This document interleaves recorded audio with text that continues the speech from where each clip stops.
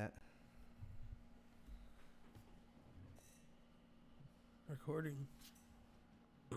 Here we go. Welcome to the show, Eric. Man, you know what? In all the years that I've been like listening to you, or Revolution, it's crazy that you're sitting right here in front of me right now. I'm just letting you know that right now. I was in college when you first came out. I heard, what song did I hear? I'm pretty sure it was Safe and Sound. Mm-hmm. But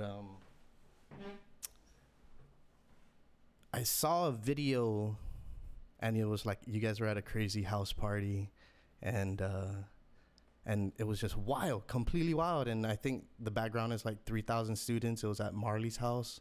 Oh yeah, like yeah. It's probably in Isla Vista, Santa Barbara, Okay. at the Marley house. Yeah, there was a big mural on the apartment complex of Bob Marley, so we called it the Marley House. Okay, yeah. So is that where everything started for you guys? Yeah, pretty much that same area. We Yeah. all met in that kind of college town. Because you're originally from San Francisco, born and raised. Right. And then met the band in Santa Barbara where I went to college, UCSB. Right. Yeah, and so let's talk about a little bit of your upbringing. You know, Sure. was your parent? You're a first generation American. Like Yeah. your parents immigrated. My mom actually was born in New York, but Okay. my dad was born in Iran. Okay. So I grew up Persian. So you have Persian descent. Yeah, Okay. both my mom and dad are Persian, and yeah, it's cool. I was always exposed to like a lot of world music growing up. So music from the Middle East, music from Iran, music from actually all over the world.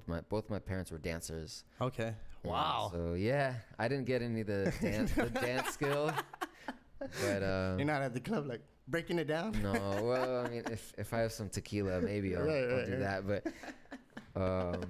But music and dance are related, so For sure. you can't really have dance without music. So I kind of picked up on the music side of things. Right. But they don't play any instruments at all or anything like that.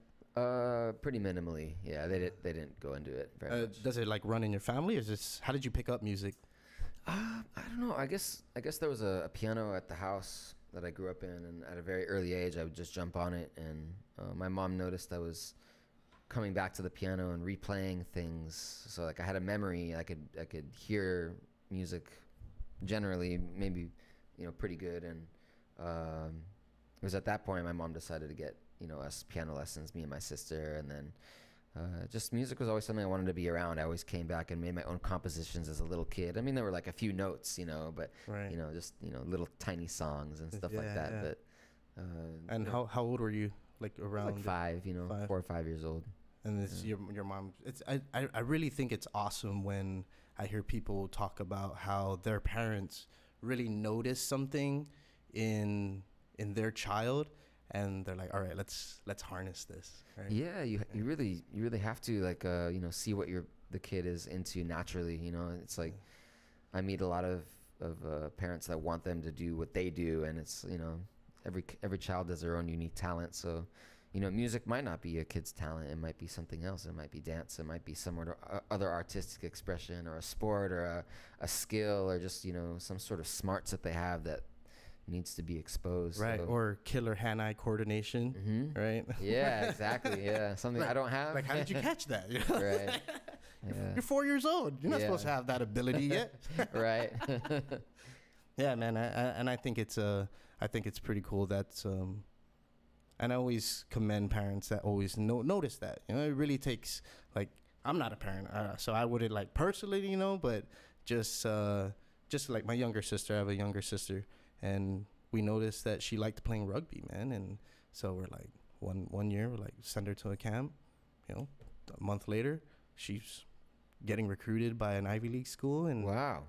a year later she's going to that school, man, and to play rugby. And it's like whoa, like it's pretty cool how when you do pay attention, you can really notice those sort of little things that if it just gets just kindle the fire a little bit and just let it burn, and then eventually it'll blossom to whatever it gets to. And just to encourage kids or the people around you to do the stuff that makes them happy. Yeah. It's such a simple thing to realize and to exemplify, but just finding something that a kid is into, just encouraging them. That's what my mom did for me, and that's why I think I'm still playing music to this day. How did you phase into guitar from piano? I think at the time I was listening to a lot of rock music, so like Nirvana was coming out and Pearl Jam and all these great alternative rock bands when I was growing up, and so all that was really guitar driven music. Yeah, and San Francisco is a really diverse, culturally mixed city, and not only the arts but the music. Yeah, yeah, cultures, man. And so all my friends, started playing guitar, and so I was like, I'm gonna make the switch too. And so I could still play a little piano, but really guitar has been my main instrument the last 20 years. Has it always been reggae? No. It was always started out with world music, like from my mom and dad, and then getting into some of the classic rock stuff and oldies from the 60s and 70s, and then getting into rock music in my early teens, and then I got into hip hop and reggae toward the end of high school. So started producing and DJing and stuff like that. Yeah. Well, I guess I went to see a reggae show when I was 17, and I went with my sister. And the guy's name is Don Carlos, one of the original members from the group Black Uhuru. Right. And I was on the dance floor, and like someone handed me a joint, and I hit it, and then everything kind of made sense to me. It was kind of like a revelation. It's like that movie where he's just it's like in a movie where he gets handed something, and then everything goes slow motion. Yeah, everything's slow motion, and my eyes get big. Yeah. Oh man, yeah. Okay, where was I at here? Okay, reggae. Yeah. Switched to guitar. When did you start writing music, man?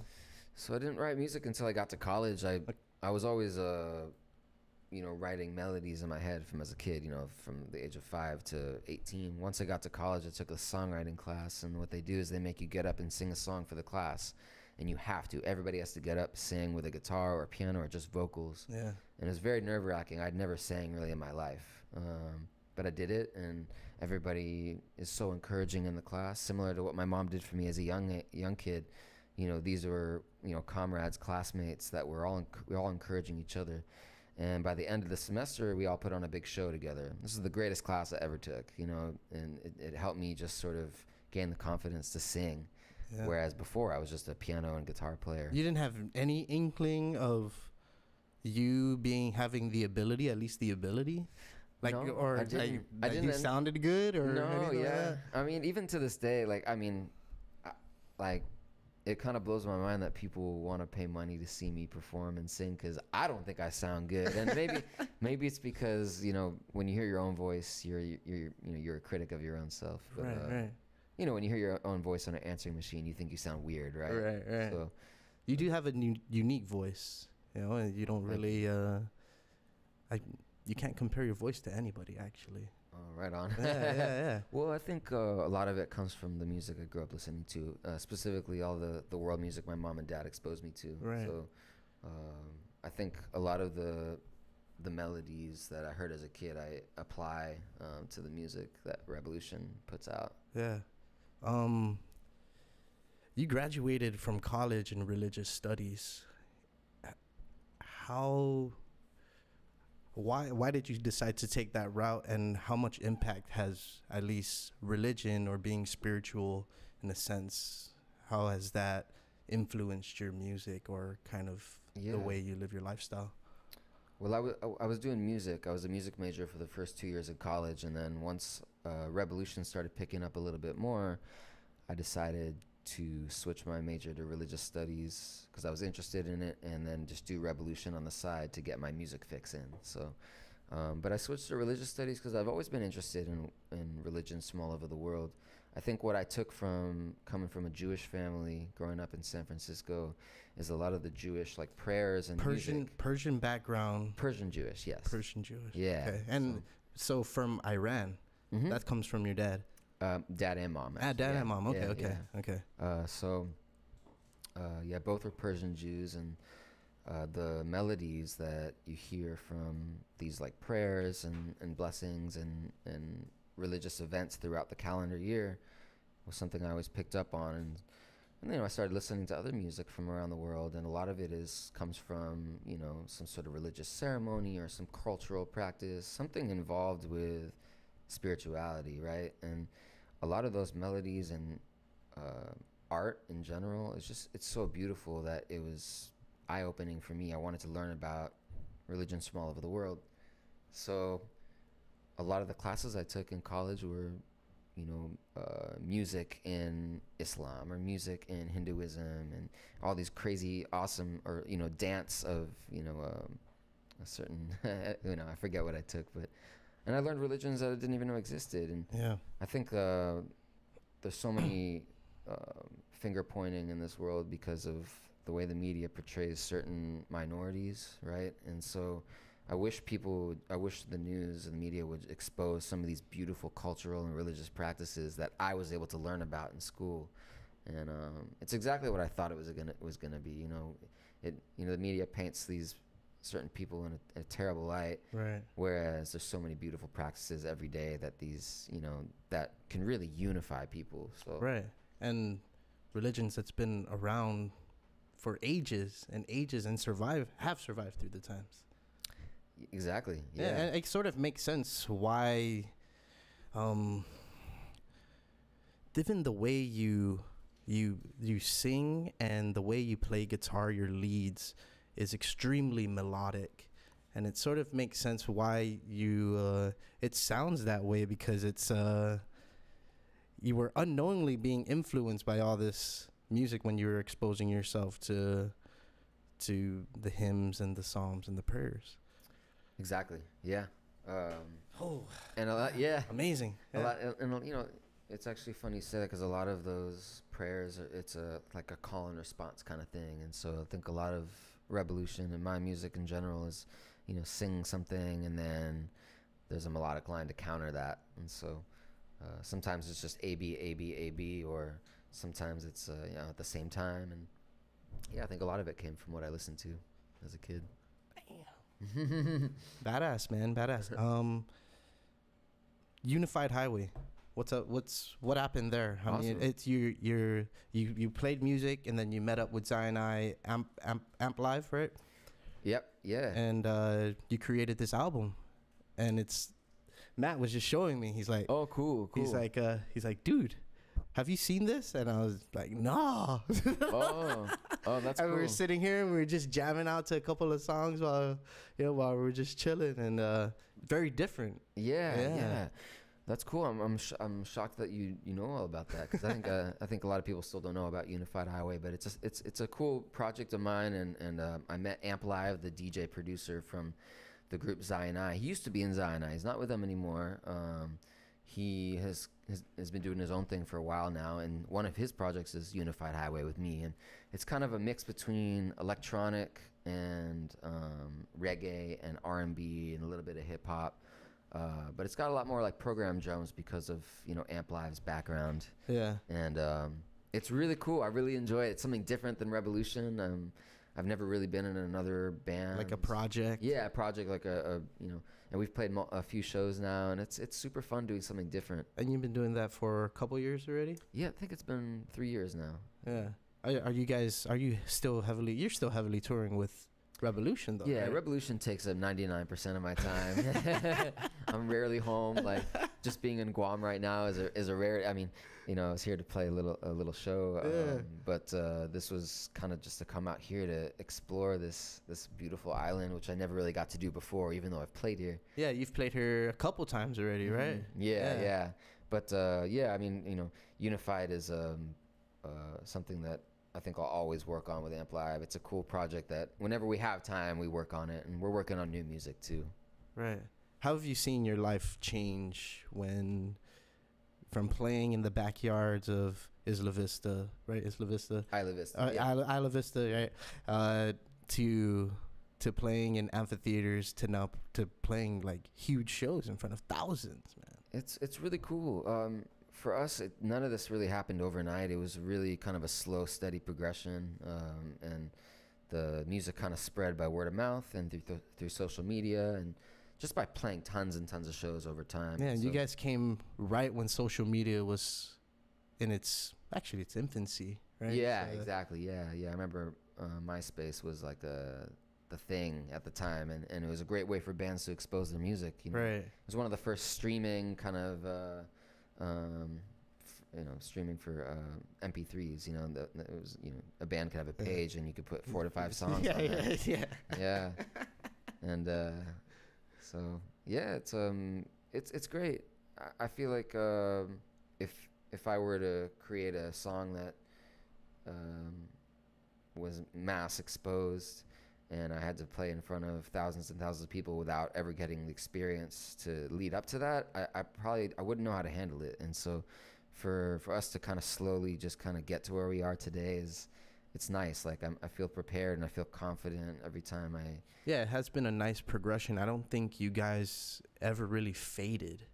Yeah, it just keeps on getting bigger and bigger, right. Which is cool. And I think because I felt like you guys were big back in 2006, 2007 when Courage to Grow came out in 2007, right? Mm-hmm. And yeah, I remember being like, "Holy shit, dude, got to somehow get to California. Hopefully they come to Arizona, right? Are they coming through here? They're going through Phoenix, and yeah, dude, it's you guys didn't really have a downfall either. Like, oh man, what happened on that album? Yeah, it's I don't.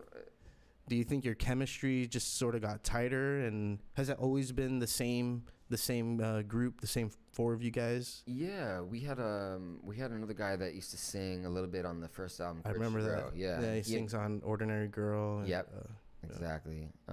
And he ended up leaving the band right after that album came out.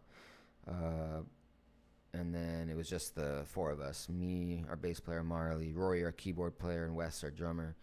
And to this day, yeah, all 4 of us are still in the band, and we bring 2 amazing horn players on the road, and then we have another backup guitar player too. So yeah, it's a great crew, and we've toured so much and played so many shows at this point that I think we've become better entertainers when we become better performers. And I've learned to really just kind of zone in on the art and just get in the music, and that makes me less nervous about playing in front of thousands of people. So yeah, and it just happens with experience. The more experience you get, the more you can really get into the art. And I think when you get into the art, it really gets portrayed to the listeners in the best way. Right. You sort of transform on stage, right? Exactly. Yeah. As soon as you stop thinking about performing, that's when the good stuff happens. Right. At least for me. How much time we got here? I usually don't rush through my questions here. Oh, no but worries. I just don't really. I don't want to. I know you've had a long day, man. Oh, you're all good, man. I'm happy to be here, and I mean, it's cool because like sometimes you do like an interview with people and they're like, "Okay, Eric, can you spell your name for me?" And like something that could easily be just looked up on the internet or something. You didn't Google me before. Yeah. At least do research, homework. But the fact that you've been that Unified Highway is even a thing. I mean, I give you a lot of props for Matt, man. Yeah. Well, but you guys, it's nice when people look it up a little bit before. Like, dude. And we were like jamming it out. I was like, damn, this is different. Yeah. Because Catch a Fire came out with their 3rd album, and I was like, wow, this is not Catch a Fire. And then I was like, man, actually, this is Catch a Fire. This Catch a Fire evolved, and so this is Eric Rachmany evolved from just being Reggae Revolution to being, let me just see what I can throw at you as an artist, right? Yeah.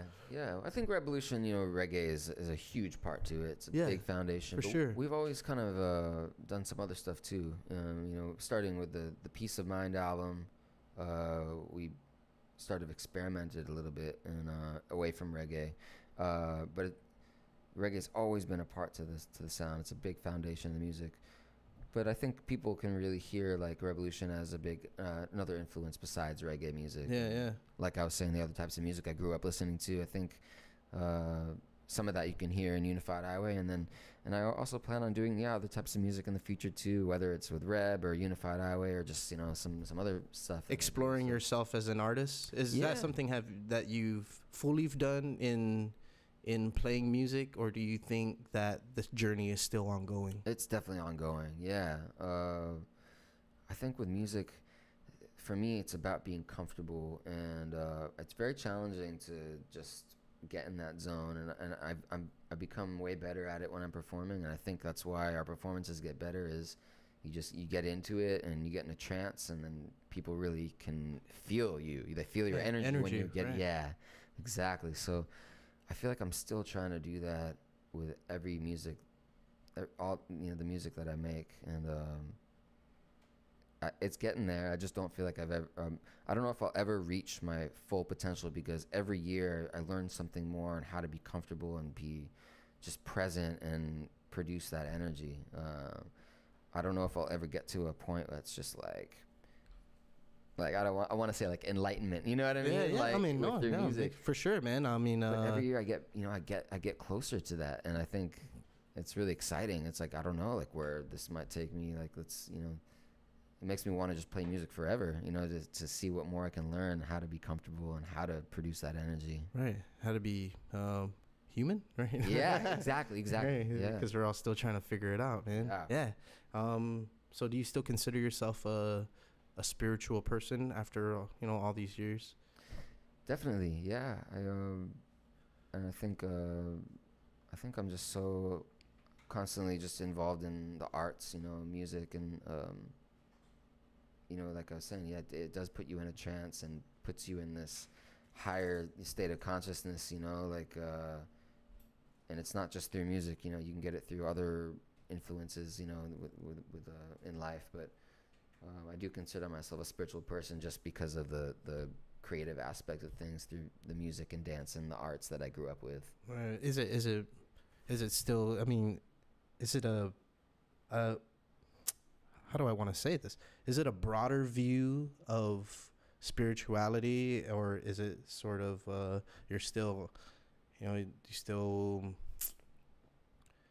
sort of how do I want to say this, Matt? Yeah, because you grew up Jewish, right? Growing up with Jewish practices, but you've experienced the world so much, the world over, right? Traveling to Europe and meeting different kinds of people, and so do you think your understanding of spirituality has broadened away from what you grew up around? Because I grew up Catholic. Yeah. Right, but then I went to this. I lived in Arizona for 5 years, and I experienced different cultures or different people with different cultures, and different religions and different understandings of God and spirituality and stuff like that.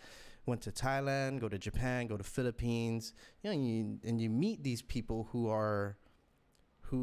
still find happiness in even though they don't really have anything, right? But they're still spiritual. So they still believe that they'll get somewhere. Like, you don't necessarily have to have everything. So it's changed my understanding of how I look at religion and spirituality, not just as a Catholic, but now as a really open-minded individual.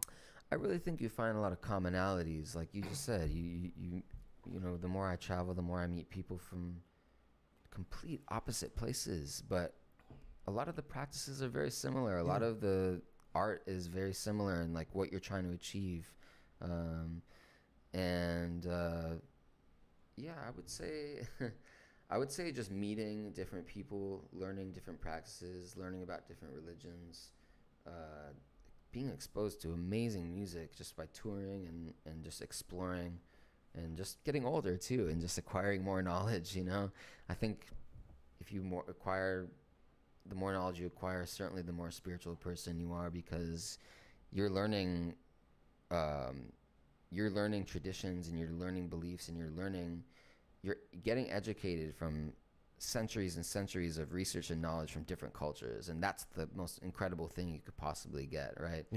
And just even like being here on Guam and like learning about like ancestry here and how people lived, and just learning about like just the animals, like the soil, just the culture, like the food, it's crazy to think that people jumped on a group of people decided, all right, we're dipping and we're gonna go explore the water this way. We don't know what the hell we're gonna see, and we're gonna get off as we go. And it spanned all the way from Palau all the way to Hawaii. Yeah, it's amazing. One cool thing that I've noticed such a parallel between my Persian Jewish upbringing and my Chamorro friends out here is that the hospitality, like that's like, it seems like such a priority in this culture to be hospitable to the friends and family that come in. Yeah, the guests, like,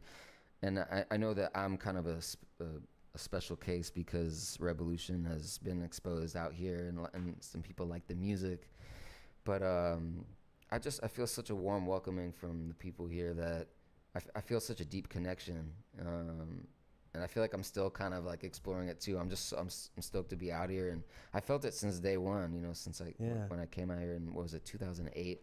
Wow, I don't know if you were at the show, but I think it was man, I was living off island. Okay. Yeah.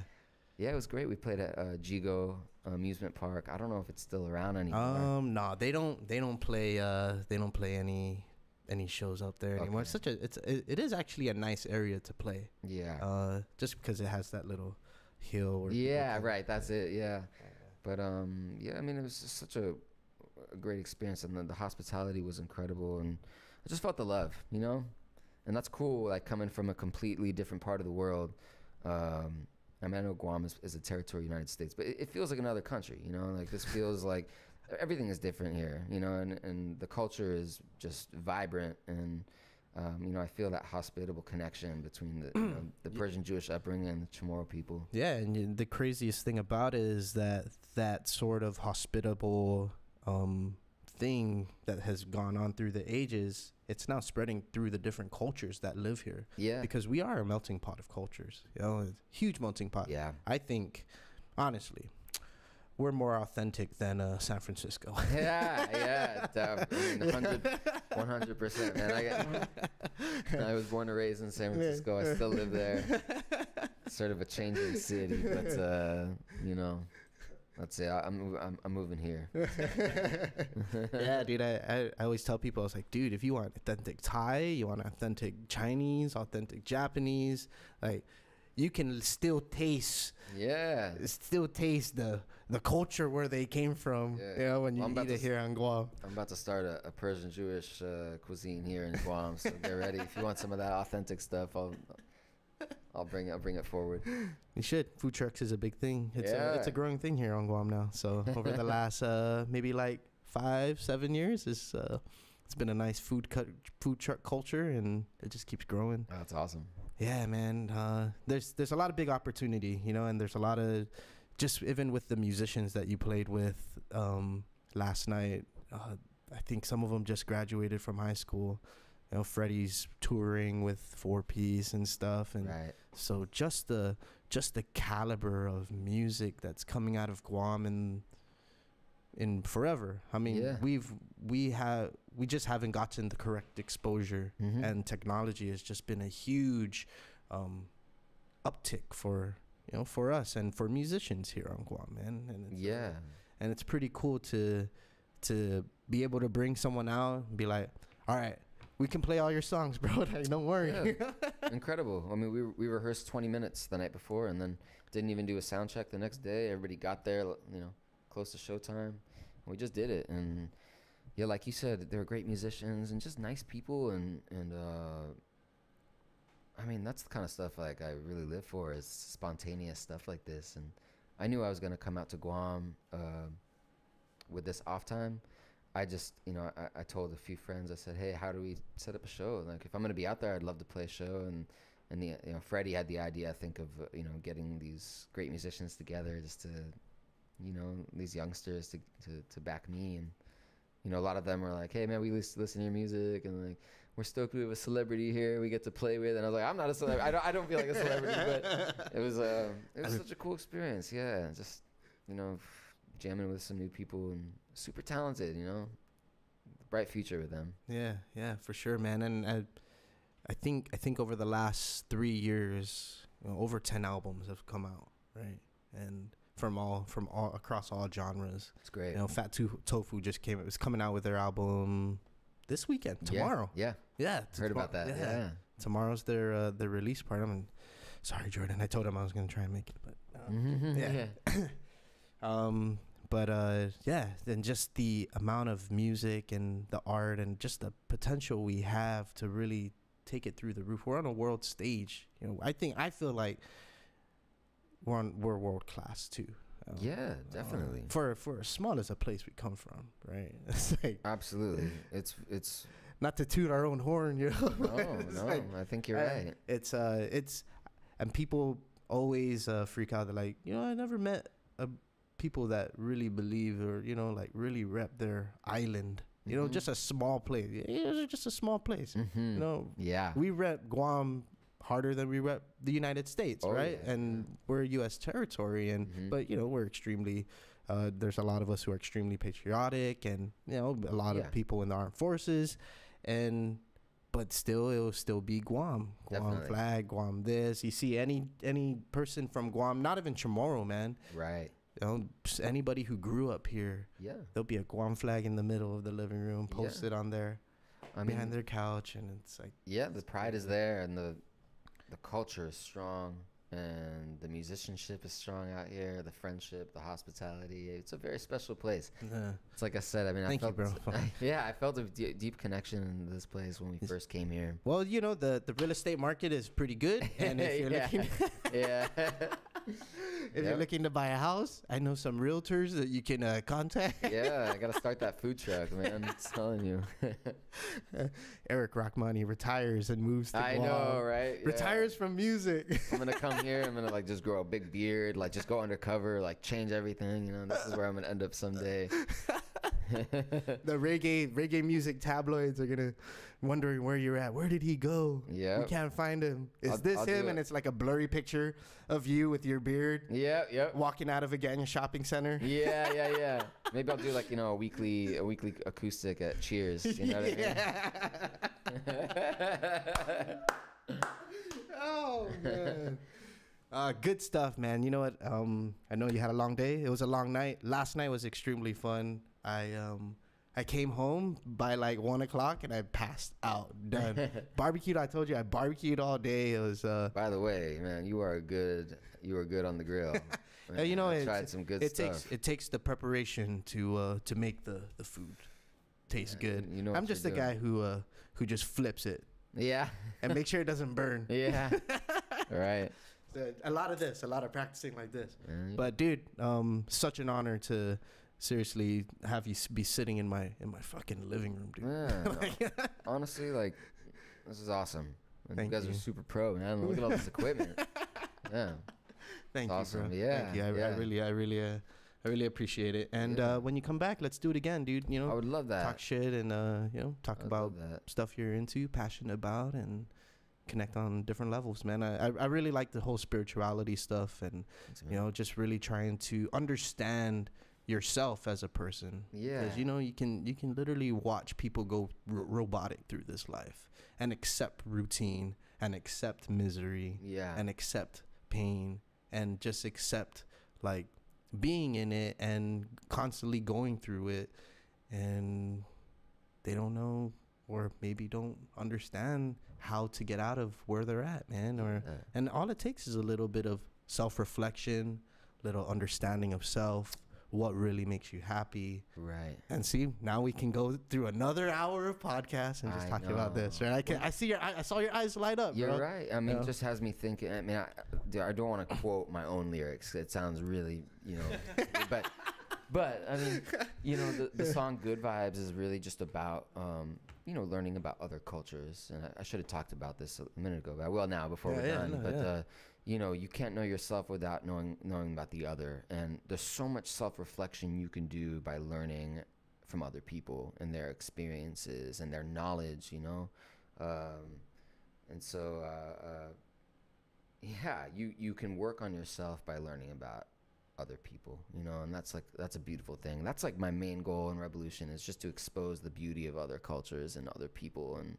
And I mean, just me coming to Guam, it's such a it's just so cool to talk about my experience and talk about your experience. You know what I mean? There's nothing better than just learning about each other's upbringing. It's fascinating. Learning, that's what I want to do. And I feel like if people just were exposed to more cultural experiences,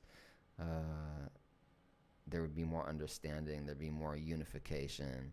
People would see diversity and different, races and skin colors as a beautiful thing. And so that's what the song Good Vibes is about. And that's kind of like my main goal, in Revolution and just with my own music. Yeah. Yeah, man. Beautiful. Yeah, honestly, man. Well, thanks for having me, man. Yeah, for sure. Thank you again. And you wanna shout anything out, push anything out? The floor is yours, dude. This is my thank you for coming and sitting on the show. Revolution has a new album coming out. It's called Free Reign, and it comes out June 15th. We've already released a couple singles. We have 2 more singles being released up until the release date of June 15th. And so yeah, check that out. And we'll be back in Guam sometime soon. And thanks for all the listeners. I guess hearing me blab on. It's nice. It's nice to hear another side of the artist that we admire. We admire the music that you put out. I mean. Appreciate it. My girlfriend knows it.